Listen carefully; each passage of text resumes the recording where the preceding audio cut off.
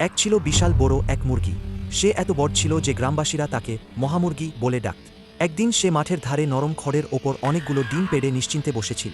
ডিমগুলো ছিল তার জীবনের সবচেয়ে বড় সম্পদ। ওই গ্রামেরই এক ছোট্ট বাচ্চা মেয়ে, নাম টুনি। সারাদিন খেলাধুলায় কেটে গেছে, কিন্তু বাড়িতে খাবার ছিল না। খিদে টুনির পেট কুঁকড়ে যাচ্ছিল। হঠাৎ তার চোখ পড়ল মহামুরগির ডিমগুলোর দিকে। টুনি ভাবল, একটা ডিম নিলে কি আর এমন ক্ষতি হবে? আমি তো শুধু একটা অমলেট বানাবো। সুযোগ বুঝে টুনি চুপি চুপি একটা ডিম নিয়ে বাড়িতে চলে গেল। আগুন জ্বালিয়ে অমলেট বানানোর প্রস্তুতি নিল। এদিকে মহামুরগি উঠে দেখে একটা ডিম নেই। সে রেগে আগুন। ডিম খুঁজতে খুঁজতে সে পুরো গ্রাম তোলপাট করে ফেল।